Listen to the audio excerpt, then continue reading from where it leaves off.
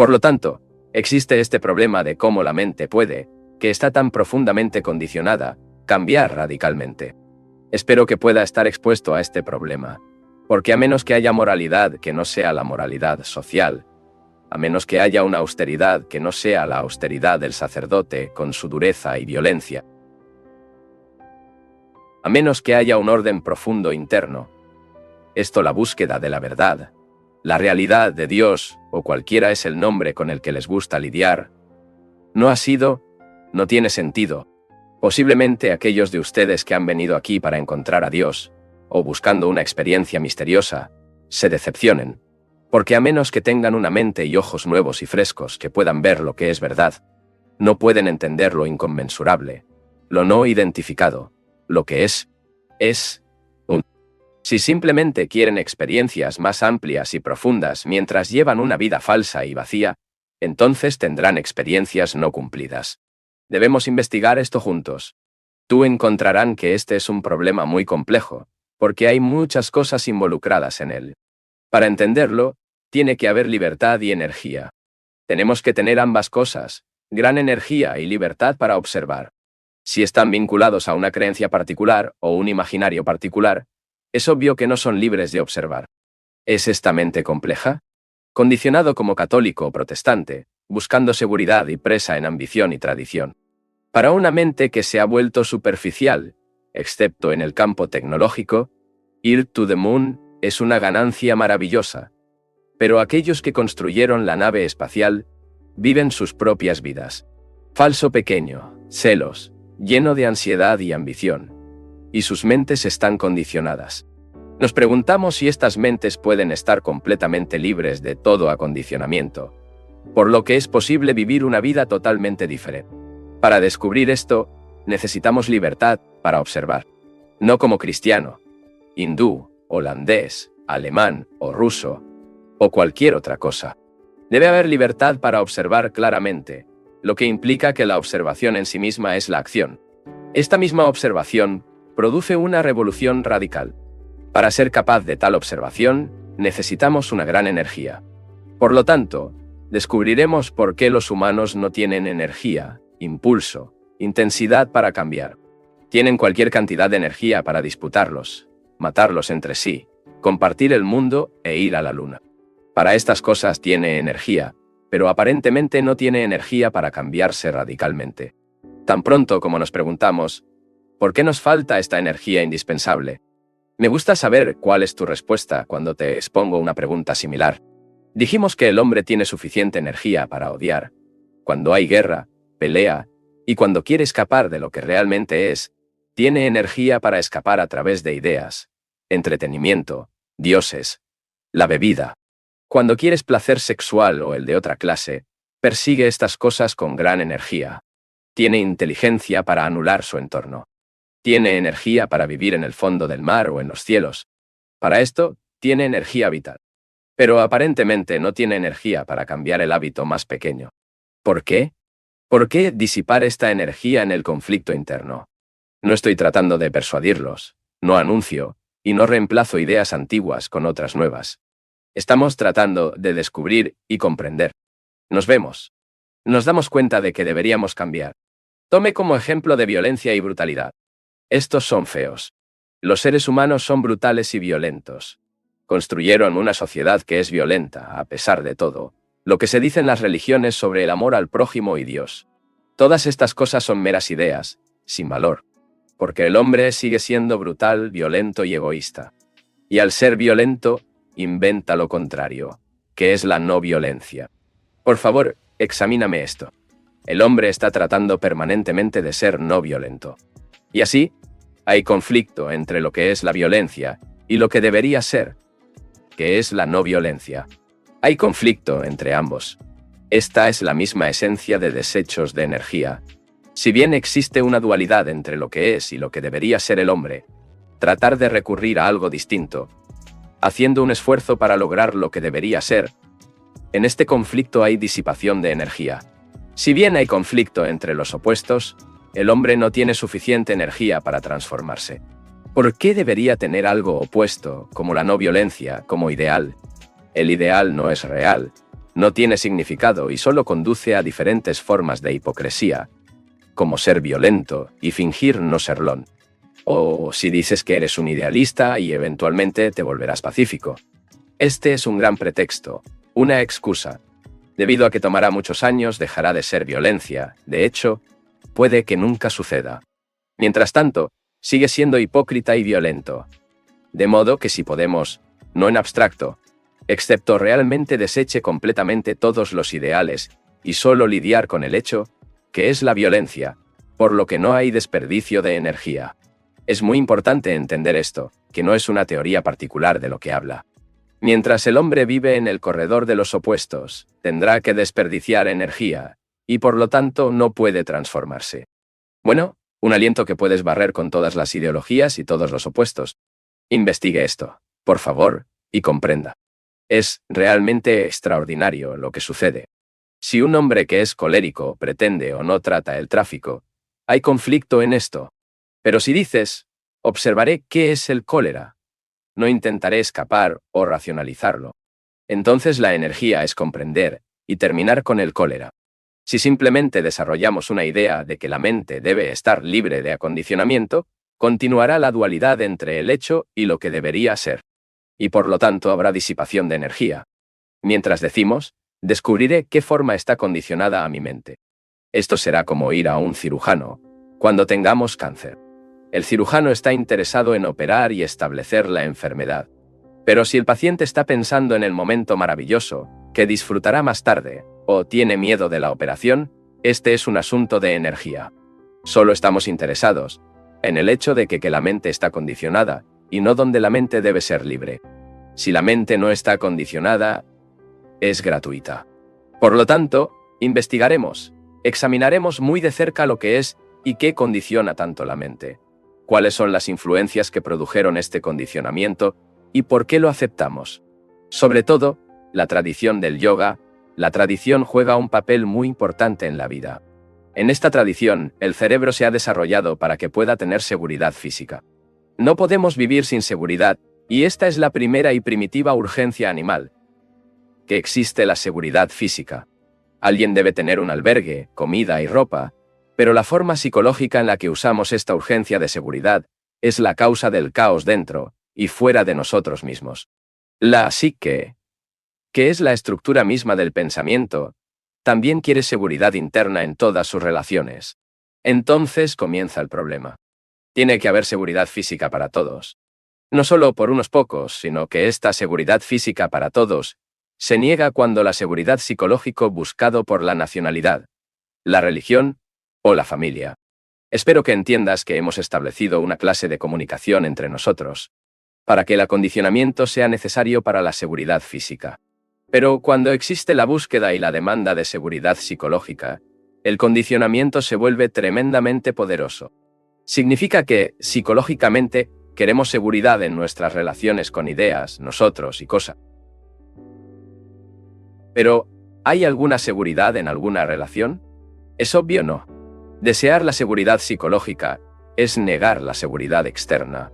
Si quiero ser psicológicamente seguro como hindú, con todas las tradiciones, supersticiones e ideas, me identifico con la unidad más grande, lo que me da una gran comodidad. Por lo tanto, la rendición esconde la bandera, la nación, la tribu, y me separa del resto del mundo. Esta división produce, por supuesto, inseguridad física. Cuando entrego la adoración de la nación, costumbres, dogmas religiosos, supersticiones, separo incluso en el interior de estas categorías. Y luego es obvio que tengo que negarle la seguridad física a todos los demás. La mente necesita seguridad física, lo que le niega al buscar seguridad psicológica. Este es un hecho, no una opinión. Esto es así. Cuando busco seguridad en mi familia, mi esposa, mis hijos, mi casa, tengo que estar en contra del mundo. Tengo que separarme de otras familias y estar en contra del resto del mundo. Podemos ver muy claramente cómo comienza el acondicionamiento. Al igual que de 2000 años de publicidad en el mundo cristiano, nos hemos hecho ver y dedicarnos a esta cultura, mientras que la misma clase de cosas ha tenido lugar en el este. Entonces, la mente, a través de la propaganda, la tradición, El deseo de seguridad comienza a condicionarse a sí misma. Pero, ¿hay alguna seguridad psicológica en la relación con ideas, personas y cosas? Si la relación significa estar en contacto directo con las cosas, no estamos relacionados si no hay contacto. Si tienes una idea, una imagen de mi esposa, no estoy en relación con ella. Puedo dormir con ella, pero no estoy en relación, porque mi imagen de ella evita el contacto directo. Del mismo modo, su imagen de mí evita su contacto directo conmigo. ¿Hay alguna certeza o seguridad psicológica con lo que nuestra mente siempre está buscando? Es obvio cuando observamos de cerca cualquier relación que no hay certeza en ella. Lo que sucede en el caso del esposo y la esposa, o dos jóvenes que desean establecer una relación sólida. Cuando el esposo o la esposa miran a alguien más, hay miedo, celos, ansiedad, ira y odio. No una relación permanente. Sin embargo, la mente necesita todo el tiempo del sentimiento de posesión, para que éste sea el factor de acondicionamiento. A través de publicidad, revistas, púlpito. Y uno se vuelve tremendamente consciente de lo necesario que es no depender absolutamente de las influencias externas. Así que descubra lo que significa no ser influenciado. Escuchar esto, por favor. Cuando lees un diario, estás influenciado consciente o inconscientemente.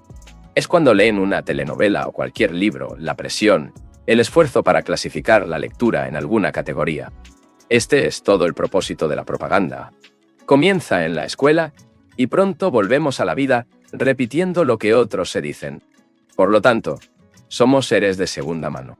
¿Cómo puede un ser humano de segunda mano descubrir algo que es original? Eso es cierto. Es muy importante comprender qué acondicionamiento es, y lo investiga muy profundamente. Mientras lo observa, tiene la energía para romper con todas estas condiciones de acondicionamiento.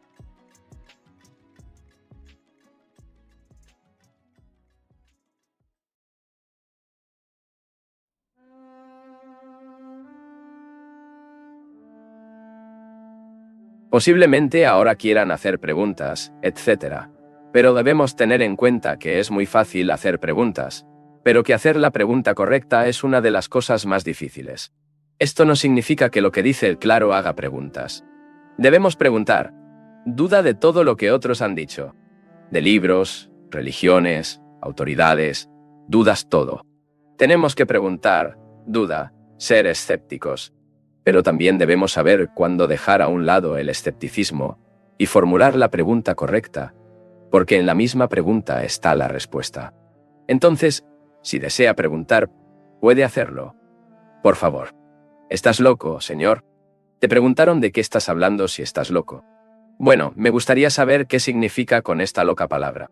Significa inadaptado, mentalmente enfermo con ideas peculiares y neuróticas. Todas estas cosas, entonces, implícitas en la loca palabra. ¿Quién es el juez? ¿Tú, yo o cualquier otro? ¿Es la loca que juzga que está loca y que no? Cuando juzgas si lo que te dices es equilibrado o desequilibrado, ¿no es el juicio parte de la locura de este mundo? ¿Cómo juzgar a alguien sin saber nada sobre él excepto su reputación, la imagen de él? Si juzga de acuerdo con la reputación y la propaganda que ha absorbido, ¿puede juzgar? Emitir un juicio implica vanidad. No importa que el juez sea neurótico o no, siempre hay vanidad. ¿Puede la vanidad darse cuenta de lo que es verdad? ¿No se necesita una gran humildad para buscar entender, amar? Señor, una de las cosas más difíciles se está archivando en este mundo anormal y desequilibrado. Prudence implica no tener ilusiones, no tener una imagen de usted u otra. Dices, soy esto, soy eso, soy grande, soy pequeño, soy bueno, soy noble. Todos estos cognomas son imágenes de nosotros mismos. Cuando tenemos una imagen de ti mismo, ciertamente no está archivado y vive en un mundo de ilusión.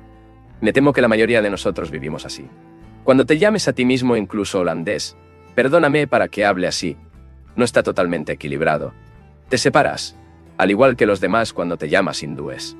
Estas divisiones nacionalistas y religiosas, con sus ejércitos y sacerdotes, muestran un estado de desequilibrio mental. ¿Podemos entender la violencia sin su opuesto? Cuando la mente quiere continuar con la violencia, invita al ideal de no violencia. Mira, esto es muy simple. Quiero seguir siendo violento, que es lo que soy, y lo que son humanos brutales. Pero tengo la tradición de que durante 10 años se ha dicho cultivar la no violencia. Entonces, por lo tanto, está el hecho de que soy violento y el pensamiento que dice, mira, no tiene que ser violento. Este es mi acondicionamiento. ¿Cómo me liberaré de mi acondicionamiento para poder observar que pueda permanecer con violencia, pasarla, entenderlo y finalmente, no solo a nivel superficial, sino también profundamente en el llamado nivel inconsciente? ¿Cómo puede la mente evitar ser atrapada en el ideal? ¿Es esa la pregunta? Escucha, por favor. No estamos hablando de Martin Luther King, el señero, Gandhi, o X, Z y Z. Tienen sus ideales, su condicionamiento, sus ambiciones políticas, y no estoy interesado en nada de esto. Estamos lidiando con lo que somos, tú y yo, como seres humanos. Como seres humanos, somos violentos. Estamos condicionados por la tradición, la propaganda y la cultura para crear opuestos. Usamos lo contrario cuando somos apropiados, y no lo usamos cuando no es apropiado. Lo usamos de manera política o espiritual de diferentes maneras. Pero lo que estamos diciendo es que cuando la mente quiere permanecer con violencia y comprenderla completamente, lo mezcla con la tradición y el hábito. Y dicen que debe tener el ideal de no violencia. Existe el hecho y hay tradición. ¿Cómo va la mente romper con la tradición para dedicar toda su atención a la violencia? Este es el problema. ¿Entendiste?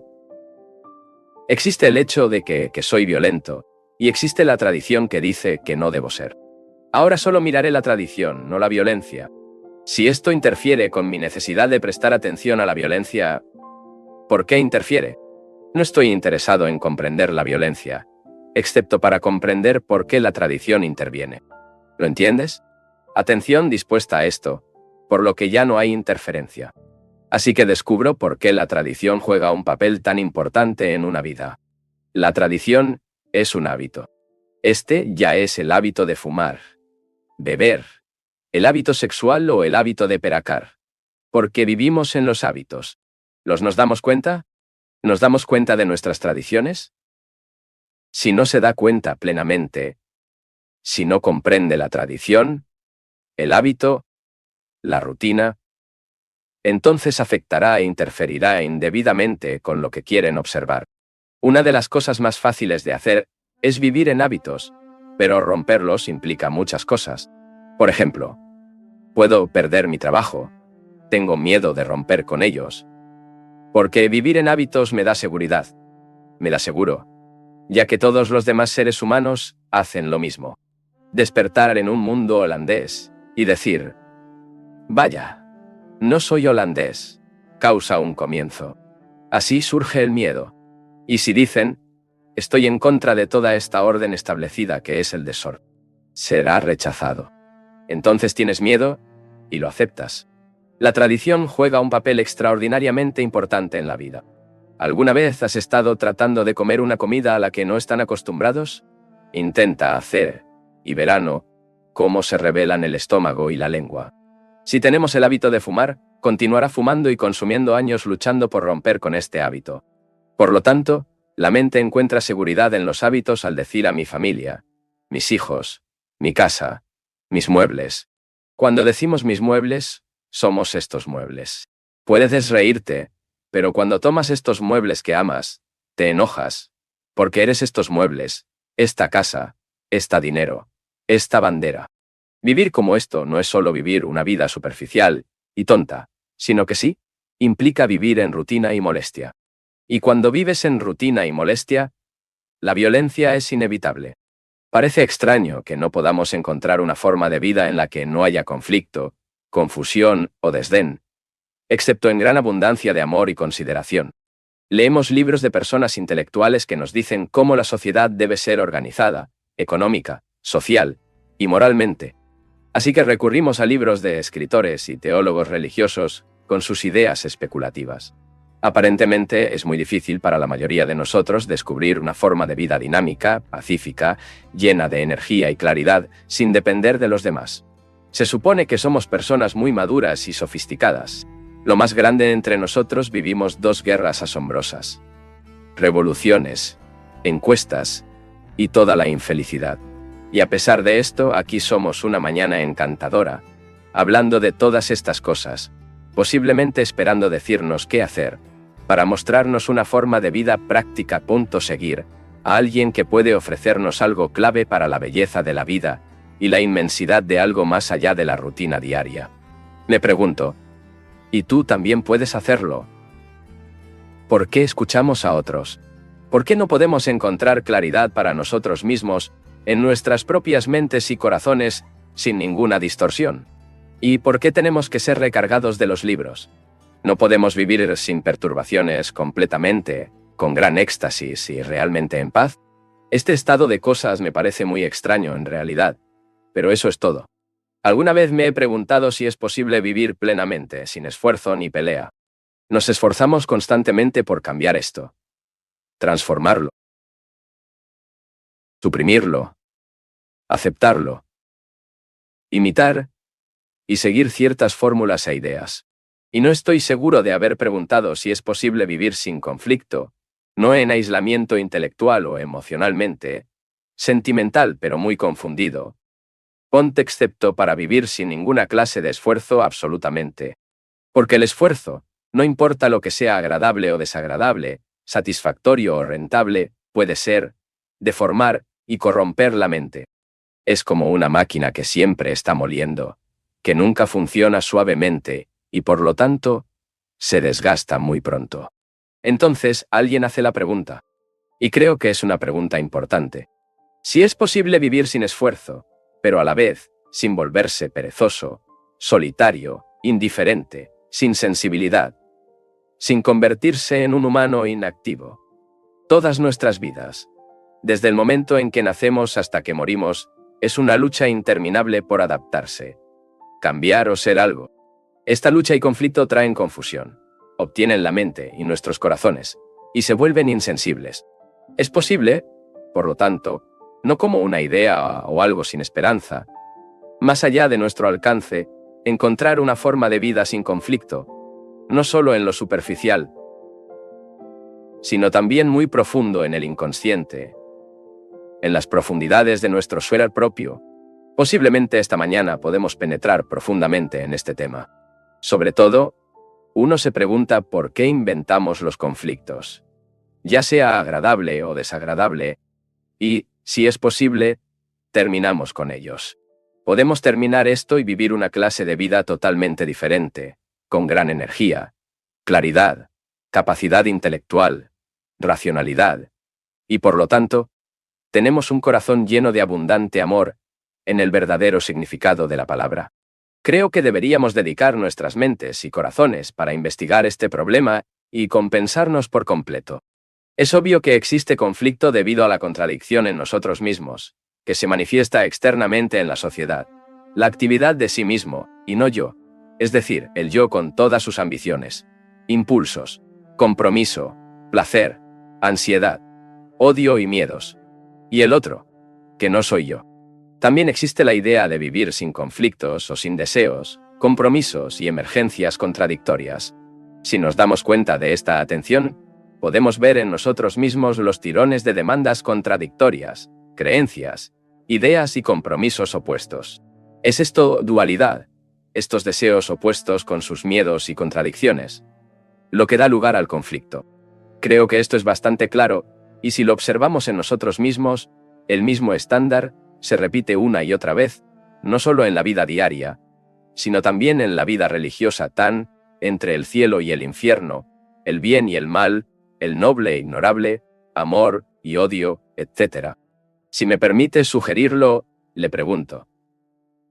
Por favor, que no escuche las palabras simplemente, sino para observarse en forma no analítica, usando lo que habla como un espejo que se ve como realmente es. Al mirar en este espejo, se dan cuenta de la operación de sus propias mentes y corazones. Podemos ver cómo cada forma de división, separación o contradicción, dentro o fuera de nosotros mismos, engendra incorrectamente el conflicto entre la violencia y la no violencia.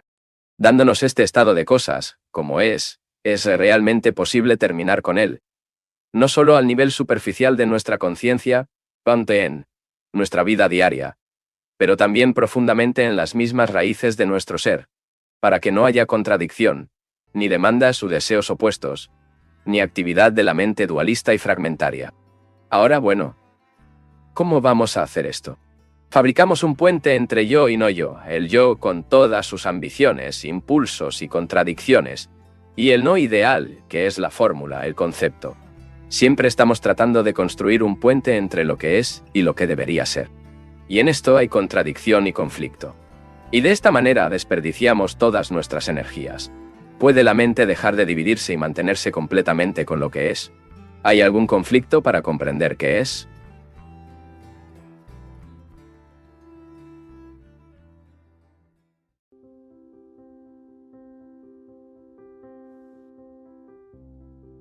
Me gustaría entrar en este tema enfocándome en él de manera diferente, en relación con la libertad y el miedo. La mayoría de nosotros queremos libertad, incluso vivimos en actividades egocéntricas, y pasamos los días interesados en nosotros mismos, nuestros fracasos y logros. Deseamos ser libres no solo en lo político, lo cual es relativamente fácil, excepto en el mundo de las dictaduras, sino también libres de propaganda religiosa. Cualquier religión, antigua o moderna, es el trabajo de los propagandistas, y por lo tanto, no es una religión absolutamente. Cuanto más serios somos, más interesados estamos viviendo, más libertad buscamos, y más preguntamos. Sin aceptar ni creer. Necesitamos ser libres para averiguar si existe la realidad, si hay o no algo eterno y atemporal. Existe esta extraordinaria demanda de libertad en todas nuestras relaciones. Pero esta libertad generalmente se convierte en un proceso de autoanálisis. Y por lo tanto, no hay verdadera libertad. En la misma demanda de libertad, hay miedo. Porque la libertad puede implicar inseguridad absoluta total. Y tememos ser completamente inseguro. La inseguridad parece algo muy peligroso. Cada niño requiere seguridad en sus relaciones. Y a medida que envejecemos, seguimos exigiendo seguridad y certeza en todas nuestras relaciones. Con cosas, con personas e ideas. Esta demanda de seguridad genera incorrectamente el miedo. Y en el sentido asustado, dependemos cada vez más de las cosas a las que estamos unidos. Por lo tanto, este tema de libertad y miedo surge. Si es posible estar libre de miedo, no solo físico, sino también psicológicamente. No solo en la superficie, sino también en los escondites oscuros de nuestra mente, en los refugios secretos donde nunca penetraron. ¿Puede la mente estar completamente libre de todo el miedo? ¿Es miedo que destruye el amor? Esta no es una teoría. Es temor a engendrar ansiedad, apego, deseo de posesión, dominación, celos en todas las relaciones. Y es el miedo que enganta la violencia. Podemos observar cómo en las ciudades, con sus poblaciones excesivas y hasta el punto de explotar, hay una gran inseguridad, incertidumbre y miedo. Esto contribuye, por su parte, a la violencia. Podemos estar libres de miedo para que cuando salgan de este pasillo, puedas caminar sin nada de esta oscuridad que produce el miedo. Para comprender el miedo, tenemos que examinar no solo los miedos físicos, sino también la compleja red de miedos psicológicos. Posiblemente podemos investigar esto. El problema es, ¿cómo surge el miedo? ¿Qué te apoya y te da duración? Y, si es posible, terminar con eso. Es relativamente fácil entender los miedos físicos. Hay una respuesta a una foto instantánea al peligro físico, que es la respuesta de muchos siglos de acondicionamiento. Porque, sin esto, no habría habido una supervivencia física, y la vida habría terminado. Tenemos que sobrevivir físicamente y la tradición de miles de años dice que debemos tener cuidado. Y el recuerdo dice, ten cuidado, hay peligro. Debe actuar de inmediato. ¿Pero es esta respuesta física miedo antes del peligro? Siga todo con cuidado, porque nos pondremos un poco simples y, sin embargo, complejos. Y a menos que presten toda su atención, no la entenderán. Preguntamos si esta respuesta física y sensorial es miedo antes del peligro, lo que implica una acción inmediata. O es inteligencia y, por lo tanto, no teme absolutamente. ¿Y la inteligencia es una pregunta que corresponde al cultivo de la tradición y la memoria? Si es así, ¿por qué no funciona completamente como debería ser en el campo psicológico, donde somos tan terriblemente temerosos de tantas cosas? Porque esta misma inteligencia, que actúa cuando observamos el peligro, no funciona cuando hay miedos psicológicos. ¿Es esta inteligencia física aplicable a la naturaleza psicológica del hombre? Es decir, hay temores de varias clases que todos conocemos. Miedo a la muerte, a la oscuridad, a lo que la esposa o el esposo pueden decir o hacer, o lo que el vecino o el jefe puede pensar. Todo tipo de miedos. No luchemos con los detalles de varias formas de miedo. Estamos realmente interesados en el miedo, no un miedo particular. Cuando hay miedo, y nos damos cuenta, hay un movimiento para escapar de él, ya sea reprimir o evadir, a través de diversas formas de entretenimiento, incluidas las de carácter religioso, o desplegar el valor, que es la resistencia al miedo. El escape, el entretenimiento y el valor son diversas formas de resistencia a la hazaña real del miedo. Cuanto mayor sea el miedo, mayor será la resistencia a él. Y esto da lugar a una serie de actividades neuróticas. El miedo y la mente, o el yo, dice, no debería haber miedo. Como resultado, hay dualidad. Es el yo, que es diferente del miedo, que escapa al miedo y se resiste, que cultiva energía, que teoriza o va al analista. Y es el no me. El no me es miedo. Y el yo está separado de este miedo. De esta manera, hay un conflicto inmediato entre el miedo y el yo, que se superpone al miedo. Están el observador y el observado. Lo observado es miedo. Y el observador es el yo, que quiere deshacerse de este miedo. Después de una oposición, una contradicción, una separación, y por lo tanto, hay conflicto entre el miedo y el yo, que quiere deshacer este miedo. ¿Nos estamos comunicando? Por lo tanto, el problema es, en este conflicto, entre los no falsos y el yo que piensa que es diferente del miedo, y se resiste o trata de superarlo, escapar de él, reprimirlo o controlarlo. Esta división invariablemente da lugar al conflicto, como ocurre entre dos naciones con sus ejércitos, sus armados y sus gobiernos soberanos, para que el observador sea y lo observado. Observador que dice, debo deshacer esta cosa terrible, debo terminar con ella. El observador siempre está peleando y está en un estado de conflicto. Esto se ha convertido en nuestro hábito, nuestra tradición, nuestro acondicionamiento. Y romper cualquier hábito es una de las cosas más difíciles, porque nos gusta vivir en hábitos, como fumar, beber, o hábitos sexuales y psicológicos. Lo mismo se trata de las naciones, los gobiernos soberanos que hablan de mi país y su país, mi Dios y su Dios, mi creencia y su creencia. Por tradición, luchamos y resistimos el miedo. Y así, aumentamos el conflicto y elevamos el miedo aún más. Si esto está claro, podemos dar el siguiente paso, que es Amalia Lili. ¿Hay alguna diferencia real entre el observador y lo observado en este caso específico? El observador piensa que es diferente de lo observado, lo cual es el miedo. ¿Hay algunos? ¿Diferencia entre él y lo que observa o son lo mismo? Es obvio que ambos son lo mismo. El observador es el observado. Y si algo es totalmente nuevo, entonces no hay absolutamente observador. Pero dado que el observador reconoce su reacción como miedo, a lo que conocía esta división de antemano. Y a medida que profundizamos cada vez más sobre el tema, como espero que lo estén haciendo ahora, descubrimos por nosotros mismos que el observador y observado son esencialmente lo mismo. Por lo tanto, si son iguales, lo que se elimina por completo la contradicción, el yo y el no me. Y con ellos también se elimina totalmente cada clase de esfuerzo. Pero eso no significa que alguien acepte miedo o se identifique con él. Hay miedo en lo observado, y al observador que es parte de este miedo. ¿Qué vamos a hacer entonces? ¿Estás trabajando tan duro como lo que te dices? Si simplemente escucho las palabras, entonces me temo que no resolverán este tema de miedo en profundidad. Solo hay miedo y no el observador eso lo observa, porque el observador es el miedo. Aquí hay varias cosas. Primero, ¿qué es el miedo y cómo surge? No estamos hablando de los resultados del miedo, o la causa del miedo, o cómo el miedo oscurece nuestras vidas con su desdén y fealdad. Estamos preguntando qué es el miedo y cómo surge. ¿Deberíamos analizar el miedo continuamente para descubrir sus infinitas causas? Porque cuando comienza a analizar, el analizador debe estar extraordinariamente libre de todo el daño y el acondicionamiento. Tienes que mirar para observar. De lo contrario, si hay alguna clase de tergiversación en su juicio, esta tendencia aumenta, dijo. Continúa analizando. Por lo tanto, analizar para terminar con el miedo no termina con él.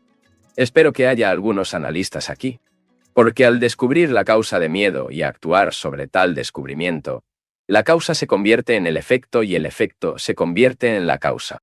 Comienza con el efecto y actúa sobre este efecto para encontrar la causa. Entonces, descubre el causa y actuación de acuerdo con él, se convierte en el siguiente paso. Tanto la causa como el efecto se convierten en una cadena interminable. Si descartamos la comprensión de la causa del miedo y el análisis del miedo, ¿qué tendrá que hacer? ¿Sabes? Esto no es un entretenimiento. Pero hay una gran alegría descubrir y comprender todo esto. ¿Qué se produce un miedo? El tiempo y el pensamiento crean un miedo. Tiempo, como ayer, hoy y mañana. Existe el temor de que algo pueda suceder mañana, la pérdida de empleo, la muerte, el hecho de que la esposa o el esposo pueden dejarme, y que la enfermedad y el dolor que he experimentado hace unos días. Aquí es donde interviene el tiempo. El tiempo que involucra lo que el vecino me puede decir mañana o el momento en que hasta ahora hay algo que he hecho hace muchos años. El tiempo como temor de que no se cumplan algunos deseos profundos y secretos. Entonces ese tiempo forma parte del miedo. El miedo a la muerte que llega al final de la vida o puede estar esperando el regreso de una esquina. Y por eso tienes el miedo. Por lo tanto, el tiempo implica miedo y pensamiento. No hay tiempo si no se piensa. Pensar en lo que sucedió ayer y el miedo que se repite mañana es lo que produce tanto el tiempo como el miedo. Tenga en cuenta esto. ¿Te miras a ti mismo? No aceptan ni rechazan nada más que escuchar. La verdad de esto es descubierta por ellos mismos. No se detienen simplemente en palabras, para decir si están o no de acuerdo. Seguimiento hacia adelante. Encontrar la verdad requiere sensibilidad, pasión por el descubrimiento y una gran energía. Luego descubrirán que el pensamiento genera miedo. Pensar en el pasado o en el futuro es el futuro en el siguiente minuto, o el día siguiente, o 10 años después. Pensar en esto hace que este sea un evento. Y pensar en un evento que fue agradable ayer, mantiene y continúa este placer. No importa que este placer sea sexual, sensorial, intelectual o psicológico. Pensar en ello y construir una imagen, como lo hacemos la mayoría de nosotros, le da a este evento una continuidad a través del pensamiento. Y eso genera más placer. El pensamiento genera miedo y placer. Ambos crean el tiempo. Entonces, ese pensamiento engendra esta moneda de dos tipos, de placer y dolor. ¿Qué es el miedo? ¿Qué tendrás que hacer entonces? Entregamos la adoración al pensamiento, que se ha vuelto tan extraordinariamente importante, que creemos que cuanto más ingenioso sea, mejor es. En el mundo de los negocios, el mundo religioso, o en el mundo familiar, el intelectual está satisfecho con el uso del pensamiento. Esta moneda de dos caras. Esta corona de palabras. Comentamos personas que son de pensamiento intelectual y verbalmente en su pensamiento, pero el pensamiento es responsable del miedo y de lo que llamamos placer. No decimos que no deberíamos tener placer. No somos puritanos. Tratamos de entenderlo, y en la misma comprensión de todo este proceso, cesa el miedo. Entonces, verás que el placer es completamente diferente. Por lo tanto, el pensamiento es responsable de esta agonía. Un lado es agonía, y el otro lado es el placer, y su continuidad. La urgencia del placer y su persecución en todas las formas, incluidos los religiosos. ¿Qué debemos hacer entonces? ¿Puede terminar el pensamiento? ¿Es esa la pregunta correcta? ¿Y quién terminará con él? ¿Es el yo el que no se piensa? Pero el yo es el resultado del pensamiento. Y así se repite el mismo viejo problema. El yo y no yo, que es el observador que dice, si solo pudiera terminar el pensamiento, entonces podría disfrutar de una vida distinta. Pero solo hay pensamiento. Y no el observador que dice, deseo que la idea termine. Porque el observador es el producto del pensamiento. ¿Y cómo surge el pensamiento? Podemos ver muy fácilmente que es la respuesta de la memoria, la experiencia y todo el conocimiento del que es el cerebro, el depósito de memoria. Cuando le preguntamos algo, responde con una reacción que es memoria y reconocimiento. El cerebro es el resultado de milenios de evolución y condicionamiento. El pensamiento siempre es viejo, nunca gratis. Es la respuesta de todo acondicionamiento. ¿Qué tenemos que hacer? Cuando el pensamiento se da cuenta de que no puede hacer nada con miedo, porque crea miedo, luego viene el silencio.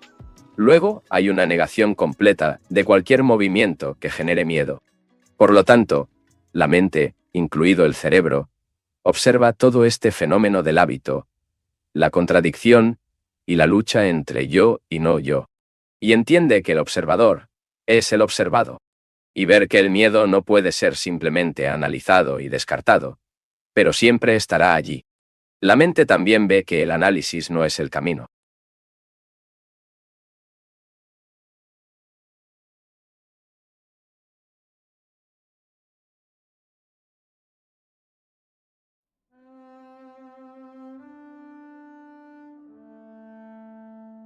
Dijimos que está engendrado por el tiempo y el pensamiento. El pensamiento es la respuesta de la memoria y el pensamiento crea miedo. También dijimos que el miedo no puede cesar a través del mero dominio o represión del pensamiento, o tratando de transmutar el pensamiento, o complacernos en todas sus muletas que nos lanzamos. Cuando te das cuenta de este patrón sin ninguna elección objetiva, y viendo todo esto por sí mismo, el pensamiento en sí mismo dice que estaré callado. Verificando sin ninguna represión, estaré en silencio. Así, el miedo llega a su fin, lo que significa la eliminación del sufrimiento y la comprensión. Sin este conocimiento, no hay propósito para el dolor y el miedo.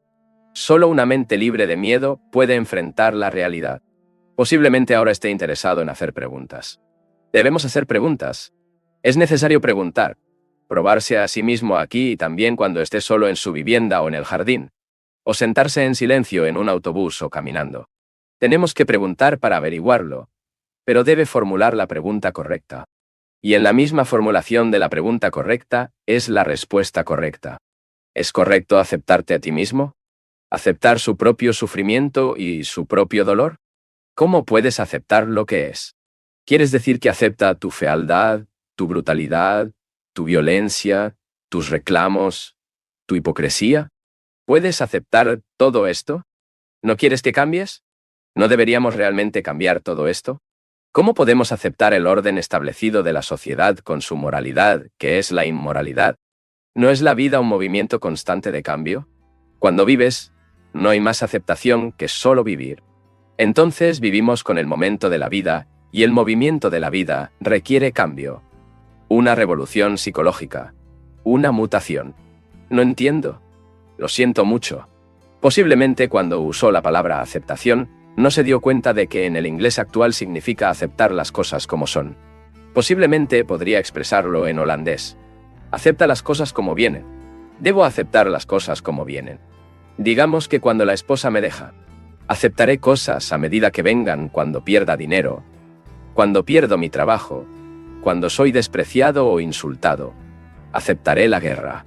Para tomar las cosas como vienen, realmente y no en teoría, tenemos que estar libres de la mía y del yo. Y de todo esto, estuvimos hablando toda la mañana esta mañana. Descarte la mente de uno mismo y de usted, nosotros y la suya. Entonces puedes vivir en instante, infinitamente, sin lucha y sin conflicto. Pero esta es una verdadera meditación, acción verdadera, y no un conflicto, brutalidad y violencia. Tenemos que pensar. Es inevitable. Sí, entiendo, señor. ¿Sugiere que no pensemos absolutamente? Para hacer un trabajo, tendrás que pensar. Para ir a tu casa, tienes que pensar. Y hay comunicación verbal, que es el resultado del pensamiento. ¿Qué lugar ocupa el pensamiento en la vida? El pensamiento tiene que funcionar cuando hacemos algo. Escuche esto, por favor. Realizar trabajo técnico, trabajar como lo hace la computadora, incluso si no es tan eficiente, es necesario pensar. Es pensar claramente, objetivamente, sin emociones, sin perjuicio y sin opinión. El pensamiento es indispensable poder actuar con claridad. Pero también sabemos que el pensamiento genera miedo, y ese mismo miedo nos impide actuar de manera efectiva. Entonces, ¿puedes actuar sin miedo cuando se necesita pensar? ¿Y esto puede permanecer en silencio cuando no lo es? ¿Entiendes eso? ¿Puedes tener una mente y un corazón que entienda este proceso de miedo, placer, pensamiento y quietud de la mente? ¿Puedes actuar con la reflexión cuando es necesario y no usar el pensamiento cuando no lo es? Sin lugar a dudas, todo esto es simple, ¿no? Es decir, la mente puede estar tan atenta que cuando te encuentras despierto, piensas y actúas, si es necesario, y te mantienes despierto en esta acción, sin dormir y sin trabajar en un modo mecánico. Entonces, la pregunta no es si debemos pensar o no, excepto para mantenernos al día. Para permanecer despierto, esta profunda comprensión del pensamiento, el miedo, el amor, el odio y la soledad es indispensable. Tenemos que estar comprometidos con toda esta forma de vida, tal como eres. Pero lo entiendo completamente. Podemos entenderlo profundamente solo cuando la mente está completamente despierta, sin ninguna distorsión.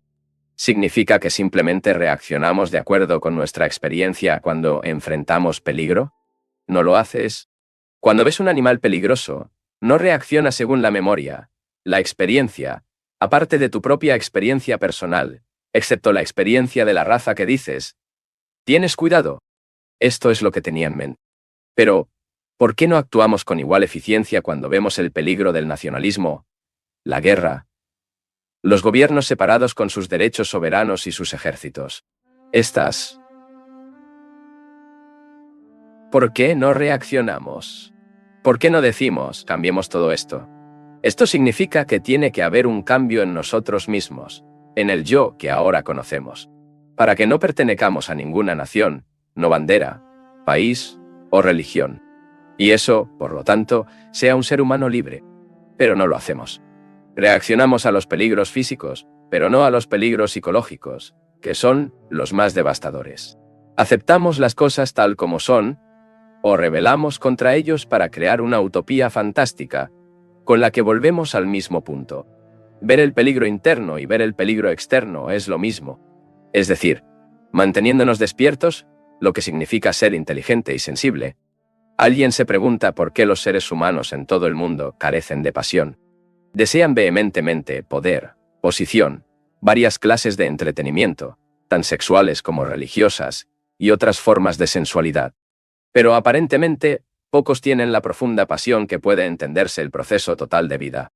Pocos son aquellos que no dedican toda su energía a la actividad fragmentaria. El gerente del banco está tremendamente interesado en su negocio bancario. Y el artista y el científico son entregados a sus propios intereses especiales. Pero aparentemente una de las cosas más difíciles es tener una pasión intensa y lujosa, entendiendo la totalidad de la vida. A medida que penetramos en esta cuestión de qué constituye la comprensión total de vivir, amar y morir, no solo necesitamos una capacidad intelectual y un sentimiento intenso, excepto mucho más que todos, la gran energía que solo la pasión puede brindar. Tener este problema enorme, complejo, sutil y muy profundos, debemos dedicar toda nuestra atención, que después de todo es pasión. Ver y averiguar por nosotros mismos si hay otra forma de vivir completamente diferente de la actual. Para entender esto, tenemos que entrar en varios problemas. Investiguen el proceso de conciencia, para examinar las portadas superficiales y profundas de nuestra propia mente. Y también observe la naturaleza del orden, no solo de lo externo, lo social, sino también al interno. Tenemos que descubrir el significado de la vida. No le dé solo importancia intelectual, excepto para ver realmente lo que significa vivir. De esta manera tenemos que examinar la cuestión de qué es el amor y qué significa. Todo esto debe explorarse en los rincones conscientes, profundos y ocultos de la psique misma. Tenemos que preguntarnos qué es el orden, qué significa realmente vivir, y si podemos vivir una vida de afecto total y total, compasión, ternura y amor. También tenemos que descubrir por nosotros mismos el significado de esta cosa extraordinaria, que llamamos muerte. Estos no son fragmentos, excepto el movimiento completo, la totalidad de la vida. No podemos entender esto si lo dividimos en vivir, amar y morir, porque todo es un movimiento. Para comprender este proceso total, tiene que haber energía. No solo la energía intelectual, sino también la energía de un sentimiento intenso. Y eso implica tener esta pasión por ninguna razón, lo que puede arder constantemente dentro de cada uno. Dado que nuestras mentes están fragmentadas, es necesario investigar el tema de conscious y los inconscientes, porque comienza toda la división, el yo y no yo, tú y el yo, nosotros y ellos.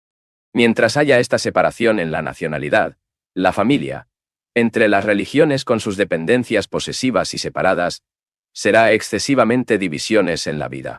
Habrá una vida diaria con su aburrimiento y rutina, y lo que llamamos amor, rodeado de celos, posesividad, dependencia y dominación. Habrá miedo e inevitabilidad de la muerte. Podemos penetrar en esta pregunta en serio, no solo en forma verbal, teórica, pero también investigarlo, realmente verlo dentro de nosotros mismos y preguntarnos, ¿por qué esta división es que engendra tanto desdén, confusión y conflicto? Podemos observar claramente la actividad de la mente superficial muy claramente, con su preocupación por la subsistencia y su conocimiento técnico, científico. Compra. Podemos ver, si usted es un competidor en la oficina, puede ver las operaciones superficiales de la mente misma. Pero hay partes ocultas que no se han explorado porque no sabemos cómo hacerlo. Si deseamos exponerlos a la luz de la claridad y la comprensión, leemos libros que nos cuentan, o vamos a algún analista o filósofo. Pero no sabemos cómo mirar las cosas por nosotros mismos. Incluso si somos capaces de observar la actividad externa y superficial de la mente, aparentemente no podemos mirar esta tumba profunda y secreta en la que se contiene todo el pasado. ¿Puede la mente, consciente de sus demandas positivas y suposiciones, mirar las portadas más profundas de su propio ser? No sé si lo han estado haciendo, pero si lo han hecho con suficiente insistencia y seriedad, se habrán encontrado el vasto contenido del pasado, el patrimonio racial, las imposiciones religiosas, las divisiones, porque todas estas cosas están ocultas allá. La expresión ocasional de una opinión se origina en estas acumulaciones pasadas, que son esencialmente respaldadas por el conocimiento y la experiencia pasados, con sus diversas formas de conclusiones y opiniones. ¿Puede la mente mirarlo dentro de todo esto, comprenderla y trascenderla de una manera que no hay división? Esto es importante, porque estamos muy condicionados para ver la vida en forma fragmentaria. Mientras continúa esta fragmentación, habrá la demanda de realización. El yo que desea hacer, obtener, competir, ser ambicioso, es esta fragmentación de la vida la que nos hace individuales y colectivamente egocéntricos y necesarios para identificarnos con algo más grande mientras permanecemos separados. Es esta división profunda en conciencia, estructura y naturaleza total de nuestro ser, lo que causa división en nuestras actividades, nuestros pensamientos y nuestros sentimientos. Así dividimos la vida, y estas cosas que llamamos amor y morir. Es posible observar el movimiento del pasado, que es el inconsciente, si podemos usar la palabra inconsciente, sin darle un significado psicoanalítico especial. El inconsciente profundo es el pasado, y actuamos desde allí. Por lo tanto, existe la división entre el pasado, el presente y el futuro, que es el tiempo. Todo esto puede parecer complicado, pero no lo es. Es realmente bastante simple si podemos mirar dentro de nosotros mismos y observarnos en acción. Observe el funcionamiento de nuestras propias opiniones, pensamientos y conclusiones.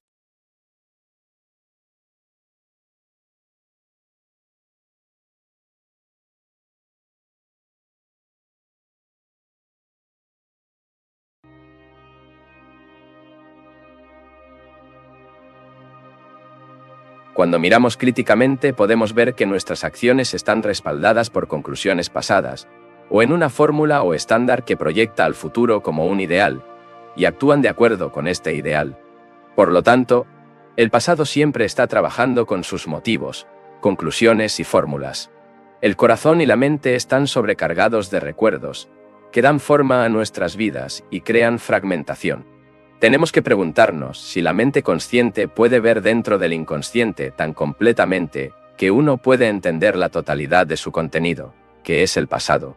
Esto requiere una capacidad crítica, pero no crítica respaldada por sus propias opiniones. Capacidad crítica para observarse, si está realmente despierto, entonces esta división cesa en toda conciencia. Tal estado de la mente acordada solo es posible cuando existe esta crítica, la autoobservación exenta de todo el juicio. Por lo tanto, observarlo significa ser crítico, no usar una crítica respaldada por evaluaciones u opiniones. La no ser críticamente consciente.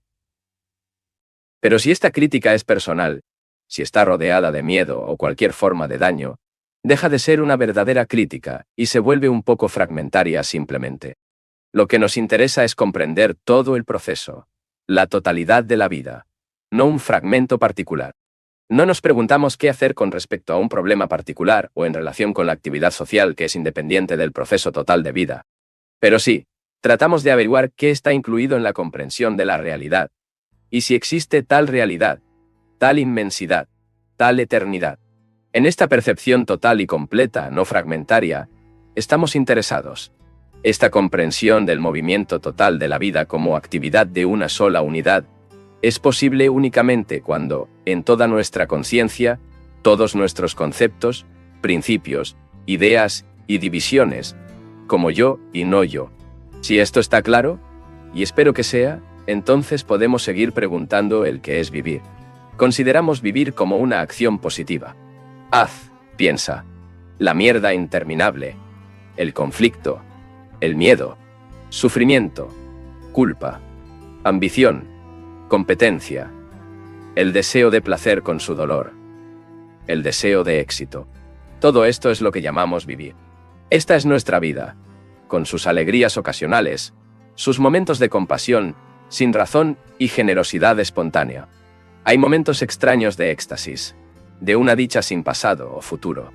Pero la oficina, la ira, el odio, el desprecio, el inami es lo que llamamos la vida diaria, y la consideramos extraordinariamente positiva. La negación de lo positivo es el único verdaderamente positivo.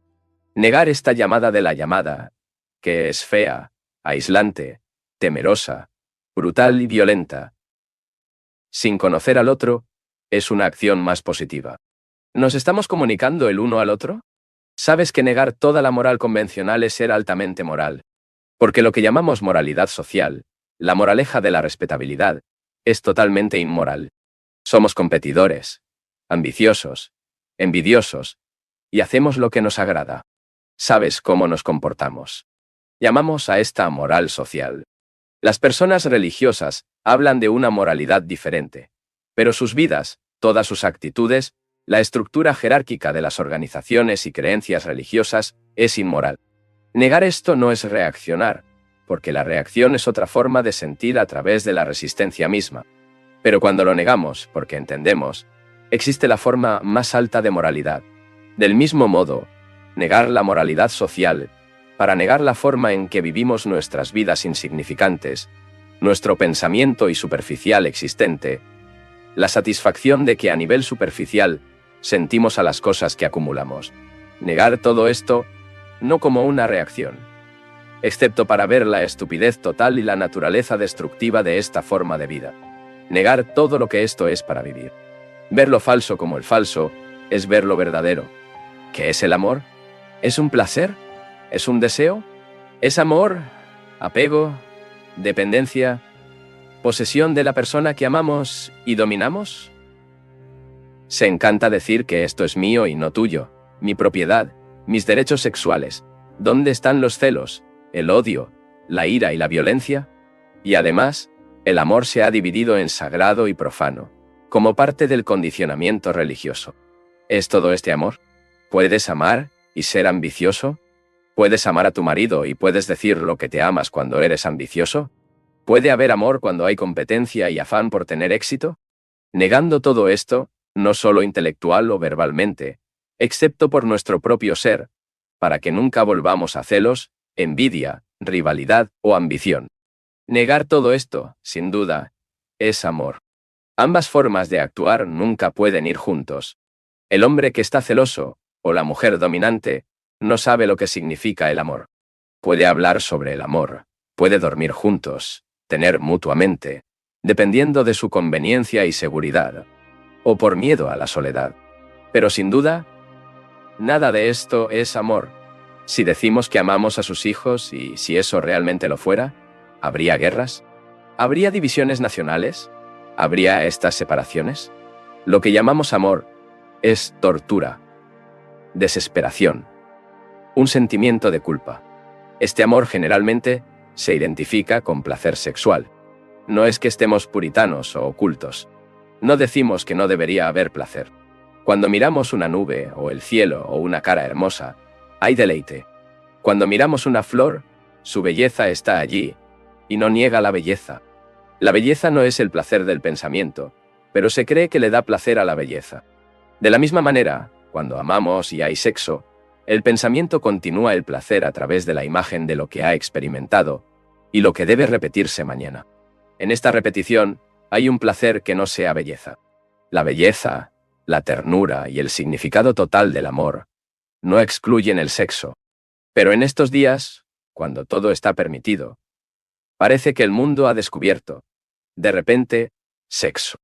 Y esto se volvió extraordinariamente importante. Este es probablemente el único escape y la única libertad que el hombre tiene ahora. El resto es atropellado, asustado, intelectual y emocionalmente desierto. Y en todos los sentidos, es un esclavo. Está destruido y se siente libre solo durante la experiencia sexual. En esta libertad disfruta de un cierto deleite y quiere repetirlo. Al ver todo esto, ¿dónde está el amor? Solo una mente y el corazón del amor pueden percibir el movimiento total de la vida. Entonces, algo que hace a un hombre que tiene este amor es moral, bueno, y lo que hace es hermoso. ¿Y cómo interviene el orden en todo esto? Sabiendo cómo sabemos que nuestra vida está tan confundida y tan desordenada. Todos queremos orden, no solo en la casa, tener cosas en el lugar apropiado, sino que también queremos orden en el exterior, en la sociedad donde existe una inmensa injusticia social. De esta manera deseamos el orden interno. Y debe haber orden profundo y matemáticas. Y este es un orden que se puede producir según un patrón que consideramos demandante, por lo que compararíamos un estándar con el hecho, y habría conflicto. ¿No es este mismo trastorno de conflicto? Por lo tanto, no es virtud. Cuando una mente lucha por ser virtuosa, moral, ética, genera resistencia. Y en ese mismo conflicto hay desorden. Entonces, la virtud es la esencia misma del orden, incluso si no nos gusta usar esa palabra en el mundo moderno. Esta virtud no nace del conflicto de pensamiento, sino que surge solo cuando vemos el trastorno críticamente con una inteligencia acordada y comprendiendo a nosotros mismos. Entonces, el orden completo, en su mayor expresión, ¿cuál es la virtud? Y esto es posible solo cuando hay amor. Pronto es la cuestión de morir que separemos que, cuidadosamente, como algo que ocurrirá en el futuro. Un futuro posiblemente dentro de los 50 años o tal vez mañana. Tememos morir. Llegamos físicamente al final y se separen de las cosas que tenemos, de las que trabajamos, las que experimentamos. La esposa, el esposo, la casa, los muebles, el pequeño jardín, los libros, los poemas que hemos escrito o esperamos escribir. Y tememos abandonar todo esto porque somos los muebles, la pintura que tenemos. Cuando sabemos cómo jugar el violín, somos este violín. Esto es así porque nos identificamos con estas cosas. Somos todo esto y nada más. ¿Miraste esto así? Somos la casa con tu falta, el dormitorio, los muebles que tenemos y que hacemos cuidadosamente durante años. Esto es lo que somos. Si eliminamos todo esto, no somos nada. Tenemos miedo de no ser nada. ¿No es muy extraño ver cómo alguien pasa 40 años yendo a la oficina y cuando hacerlo, sufre un ataque cardíaco y muere? Somos la oficina, los archivos, el gerente, el empleado, o lo que sea que ocupemos, somos y nada más. Y tenemos muchas ideas sobre Dios, bondad, verdad, para la sociedad, y eso es todo. En esto hay sufrimiento. Nos entristece profundamente darnos cuenta de que somos, pero el mayor sufrimiento es que no nos damos cuenta. Ver esto y descubrir que su significado es morir. La muerte es inevitable y todos los organismos tienen que morir. Pero tememos abandonar el pasado. Somos el pasado, somos tiempo, dolor y desesperación. como una percepción ocasional de belleza, un florecimiento de amabilidad o ternura, como un paso y no perdure. Y como tenemos miedo a la muerte, decimos, ¿viviré de nuevo? Lo que implica continuar la lucha, conflicto, desdén, posesión de cosas, experiencia acumulado. Todo el este cree en la reencarnación. Queremos ver, reencarnar lo que somos. Pero somos toda esta confusión, este desorden, este complot. Y la reencarnación también implica que naceremos de nuevo en otra vida. Por lo tanto, importamos lo que hacemos hoy, y no cómo viviremos cuando renacimos en nuestra próxima vida. Si existe tal cosa. Si nacemos de nuevo, lo que importa es cómo vivimos hoy. Porque hoy es lo que sembrará la semilla de la belleza o la semilla del dolor. Pero aquellos que creen tan fervientemente en la reencarnación no saben cómo comportarse. Y si estuvieran interesados y en su comportamiento, entonces no se preocuparían por ellos mañana. Porque la amabilidad está en la atención que prestamos hoy. Morir es parte de la vida. No puedes amar sin morir. Morir por todo lo que no es amor. Morir por todos con ideales, o son las proyecciones de sus demandas internas. Morir en todo el pasado. Experimentar, para que sepan lo que significa el amor, y por lo tanto, ¿qué es vivir? Por lo tanto, vivir, amar y morir, son lo mismo, que consiste en vivir en total y completamente ahora. Por lo tanto, hay una acción que no es contradictoria y no trae consigo dolor y sufrimiento. Hay una vida, un amor y un moribundo. ¿Qué hay acción? Esta acción es orden.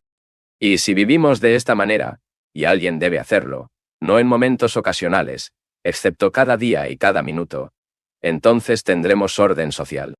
Y habrá unidad en el hombre y los gobiernos serán dirigidos por computadoras, no por políticos con sus ambiciones personales y su condicionamiento.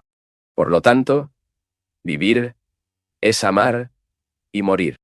¿Puedes ser libre al instante y vivir sin conflictos, o lleva tiempo? ¿Se puede vivir de inmediato sin el pasado o tomarse el tiempo para hacer el pasado?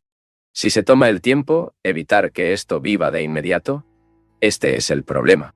El pasado es como un pozo oculto, como un sótano donde mantienes el vino. Si tiene vino, ¿te tomas el tiempo para estar libre de eso? ¿Qué está involucrado en el hecho de que... tomar el tiempo? ¿A qué es a lo que estamos acostumbrados? Alguien se dice a ti mismo, me tomaré el tiempo. La virtud es algo que debe adquirirse, que debe practicarse día tras día, y desabrocharé mi odio, mi violencia gradualmente, poco a poco. Esto es a lo que estamos acostumbrados. Este es nuestro acondicionamiento. Entonces nos preguntamos si es posible no deshacer el pasado gradualmente, lo que implica tiempo. Es decir, ¿a qué te refieres gradualmente? Paso a paso.